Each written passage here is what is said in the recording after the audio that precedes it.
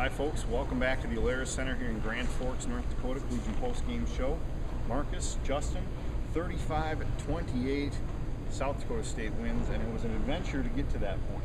Jackrabbits led by 21 at one point.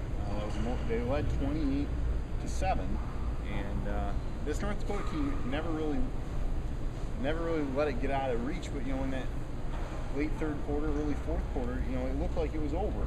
I said as much on the blog, and it wasn't. In North Dakota, they made the move to Joe Mulberg at quarterback. That seemed to spark them a little bit.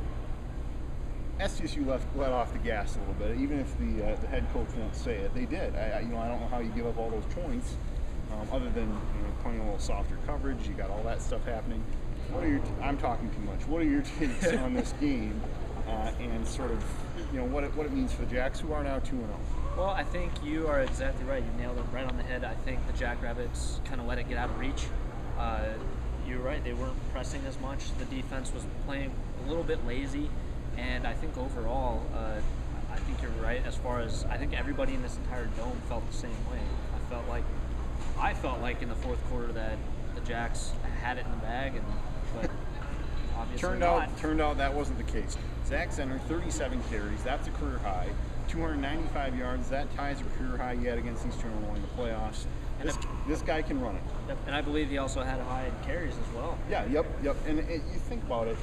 He is the workhorse. Granted, you don't want to give him the ball 50 times in a game, but when it's crunch time, I think the Jackrabbits, they have Reggie Gandy in there. Respect Reggie Gandy, but Zenner's the guy you want in there.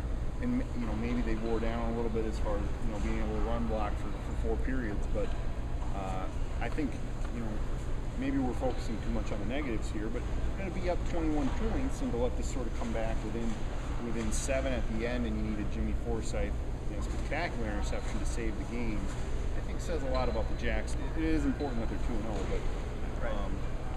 What about sort of the way that SDSU ran the football today? Well, like I was saying just a little bit ago, I think 36 carries for Zenner was, as Coach Stig described it, almost a little too much, a smidge too much.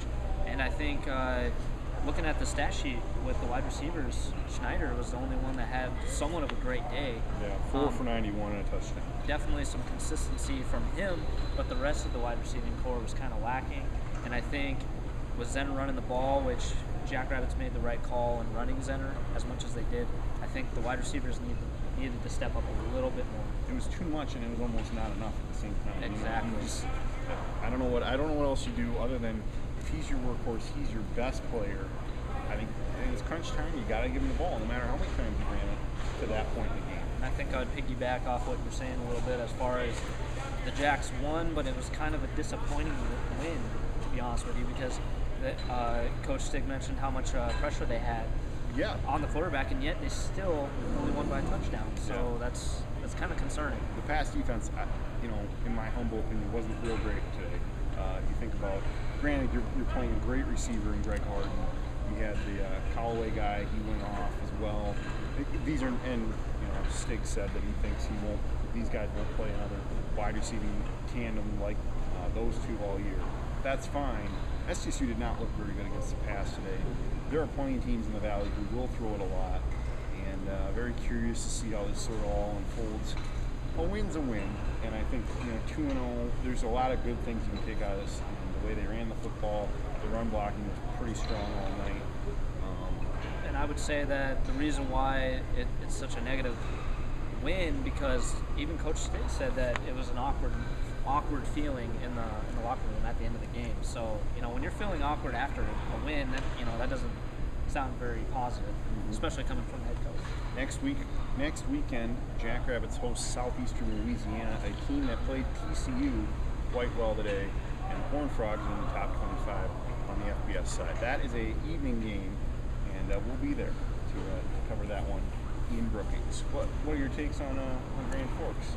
Quick little trip, but nice facility. I like it. Impressive stadium.